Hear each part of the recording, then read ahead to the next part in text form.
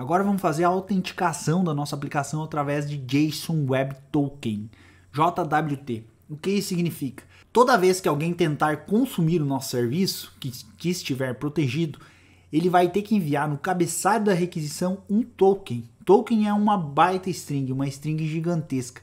E esse token vai ser validado pela nossa aplicação para indicar se ele é válido ou não. Se não for, nós vamos retornar que ele não tem autorização. Como funciona o processo? O processo funciona da seguinte maneira. A pessoa vai fazer o login, vai fazer num serviço nosso de autenticação, ela vai enviar usuário e senha, e nós vamos autenticar no banco de dados e vamos dizer se está logado, se pode logar ou não. Se puder logar, nós vamos retornar para ela um token. O token é uma string que vai ser o login dela e todos os outros dados que nós quisermos enviar de volta para ela para fazer esse token, junto com uma chave nossa, junto com um monte de outras coisas criptografado. E no fim de tudo isso aí, você vai virar um grande hash gigantesco, uma stringona. E vai ser retornado isso aí. Toda vez que ele fizer uma requisição que é protegida, ele vai ter que mandar essa string junto no cabeçalho.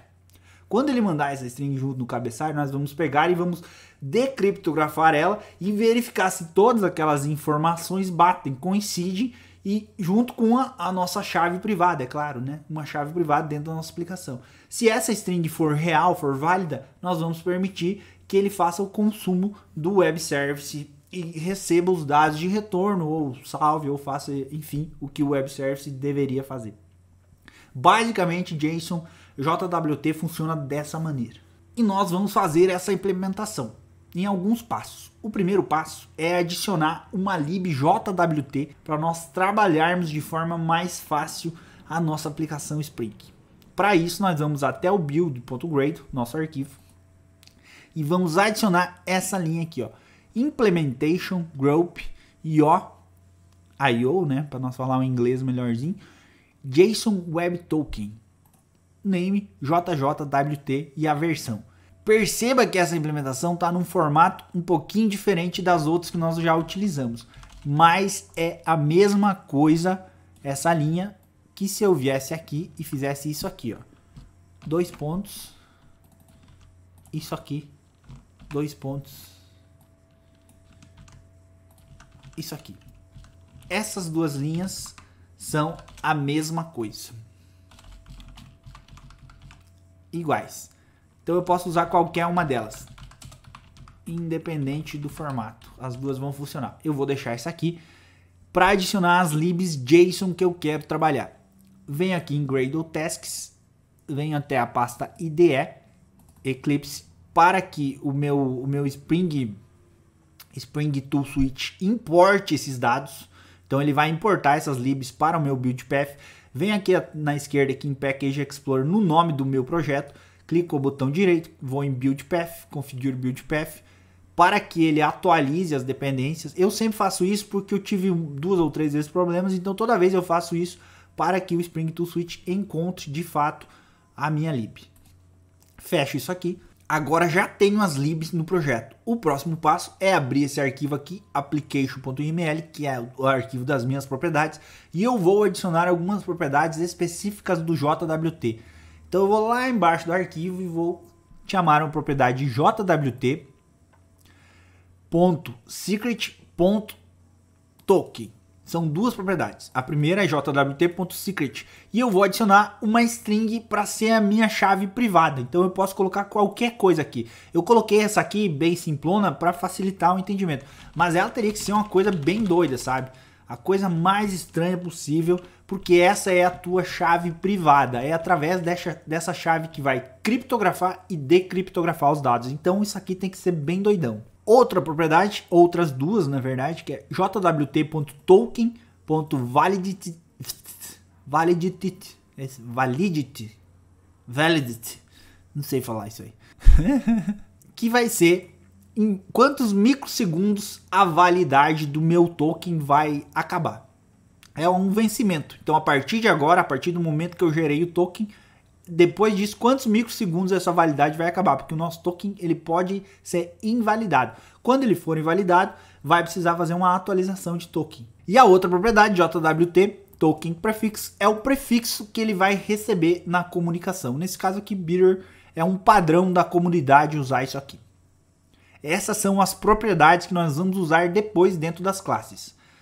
O próximo passo é criar uma classe de serviço, que é um serviço JWT, que está aqui. Vamos criar um pacote chamado Service. Dentro desse pacote nós vamos criar uma classe chamada JWT Service. JWT Service é uma classe normal.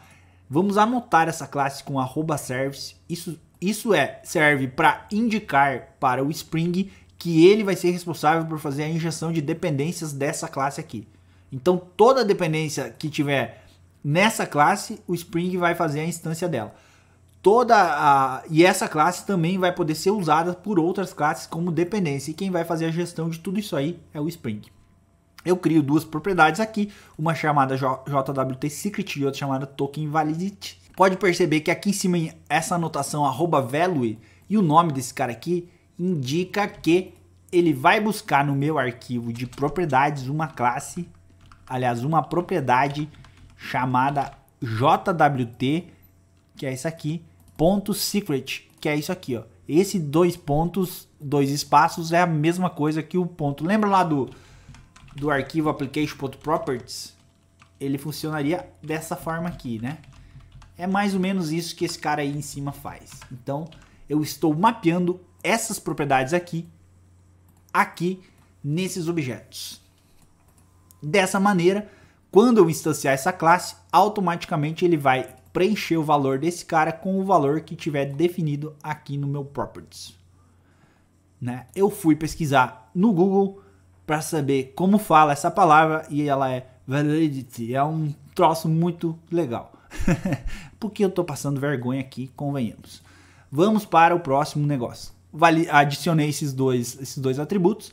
E dentro dessa classe nós teremos três métodos. Generate token, que vai gerar o token para nós. Então nós vamos passar um ID para ele. O que é o ID? É qualquer valor que a gente quiser. No nosso caso, como é um exemplo, nós vamos passar apenas o login de usuário. Então, passando o login, nós teremos um token gerado com o nosso login. Validate token, ele vai validar o token. Vai validar o token que nós vamos receber nos cabeçalhos. E getClaims, ele vai pegar os dados que nós passamos para gerar o nosso token. Dentro dos métodos ele faz a geração do token aqui, levando em consideração o tempo, né? Os parâmetros que nós definimos aqui. Aqui no validação ele verifica apenas se o token é válido ou não, senão ele vai gerar uma exceção. Aqui ele vai retornar os dados que o token tem presente dentro dele, caso contrário vai retornar null. Basicamente a classe é assim, deixa ela assim, que vai gerar o token legalzinho para nós. Agora que nós já temos a classe de serviço, nós vamos fazer um controller, uma classe, um endpoint para que o consumidor possa fazer o login, para ele passar o usuário e senha e receber de volta esse token. Então nós vamos vir aqui em controller e vamos criar uma classe chamada authController, que é esse cara aqui, ó, um REST controller. Esse authController vai receber um repositório de usuário, porque nós vamos precisar verificar se o usuário existe, e o nosso serviço, JWT Service, porque nós vamos precisar gerar o token, e esse cara já gera o token para nós. Esses dois caras vão ser passados aqui no construtor como parâmetros, como os dois são gerenciados pelo Spring, nesse caso aqui, ó, como está aqui @service, esse cara aqui está um REST controller já se sabe. E esse outro cara aqui, o usuário repositório, também está mapeado como service. O Spring já vai controlar a injeção de dependência e nós vamos receber esses dois caras aqui como construtor. Eu sei que estou sendo repetitivo, mas é dessa forma que nós vamos pegar bem essa informação. E vou criar um método aqui chamado postMapping. Esse método vai ter como URL, como endpoint, auth/login. Então ele vai ser localhost 8080/auth/login. Esse aqui vai ser o nosso login. E ele vai receber como requisição um formulário chamado authform. Esse formulário aqui. Esse formulário vai ter dois campos, login e senha. Bem simples, o cara vai mandar o login e a senha, nós vamos validar para ver se existe e vamos retornar para ele. Se o usuário existe, nós vamos retornar um token. Se não existir, nós vamos retornar que ele não tem autorização para acessar a nossa aplicação. Dentro do método, a implementação é fácil e simples. Nós vamos criar um objeto, vamos declarar um objeto usuário. vamos pegar o nosso usuário repository, que é o repositório de usuários, e vamos executar o nosso método find by login, aquele que nós criamos para recuperar um usuário por login. Ao recuperar o usuário por login, e no parâmetro nós vamos passar o login que foi nos passado na requisição, no form de requisição. Se o usuário for null, vamos retornar uma entidade de resposta não autorizada. É o Capitão Nascimento dizendo não vai subir ninguém. Se o usuário existir, nós vamos fazer uma verificação aqui. Ó. Se a senha, isso aqui é um negativo, né? Se a senha não for igual à senha que veio na requisição, então ele vai dar um erro dizendo também não é autorizado. Mas como a nossa senha no banco de dados está salva com criptografia, nós precisamos comparar ela da mesma maneira com criptografia. Então nós vamos encriptar a senha que vem do formulário. Então se as duas senhas encriptadas forem iguais, significa que é a mesma senha. Show! Vamos para a próxima fase. Caso elas não sejam iguais, nós vamos retornar também uma resposta 401 dizendo que ela não tem autorização, não vai subir ninguém. Se o usuário existir, se a senha for igual, nós vamos então ir até o nosso JWT Service e vamos gerar um token, Generate Token, passando para ele o identificador que nós queremos, ou seja, os campos, os dados que nós queremos que o token leve junto. E desses dados, no nosso caso, nós só vamos mandar o login, que é para testar pai bola muito rápido. Após gerar o token, nós vamos retornar esse token com o status de ok, deu certo a sua requisição, está aqui o seu token. A partir de agora, use esse token para fazer qualquer acesso que você quiser. Dessa maneira, nós já geramos o token. Agora eu vou vir aqui no Postman e vou testar esse login, fazer a autenticação através do login. Eu vou criar uma nova coleção aqui para deixar separado as minhas informações, chamada de autenticação. Dentro dessa coleção eu vou criar uma requisição. Essa requisição é um post, né? Eu vou trocar o nome dela para colocar aqui login, aliás, auth, login, auth. Essa requisição é um post que vai ser feita para o HTTP localhost auth login.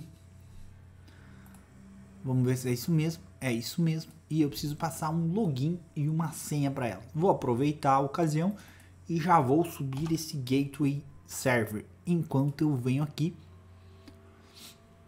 e salvo esse cara aqui. Como ele é um post e vai para esse local, eu preciso enviar para ele a requisição, que é o formulário que está lá. O formulário do tipo JSON, e dentro desse formulário eu vou ter um login, que é o useAniol, certo? E uma senha que eu preciso passar para ele. Vou passar a senha errada de início para testar e ver o que acontece. Vou enviar um send. Não retornou nada. Mas aqui, ó, se você parar para pensar, não autorizado. Eu não autorizei. Traduzindo, não vai entrar não. Traduzindo, teu nome não tá na lista. Não vai entrar na balada hoje. Eu venho aqui até usuários, faço o select dos usuários. Não retorna a senha, né? Mas a senha, se não me engano, é 1, 2, 3. Então vamos fazer outro send. E ele vai retornar para mim um token. Se eu executar de novo, ele vai retornar outro token. É assim que a parada funciona. Então eu já tenho um token para acessar o serviço. Mas se eu vier aqui e fizer a listagem de usuários, ele vai listar? Vai listar. Por quê? Porque a rota ainda não está protegida. Então eu consigo fazer login, mas basicamente o login é só um serviço que está me retornando um token. Eu já tenho um token para proteger, que é uma chave de acesso. Mas eu não preciso dessa chave porque as portas estão abertas. Eu posso entrar no local que eu quiser. Agora vamos fazer essa proteção das rotas.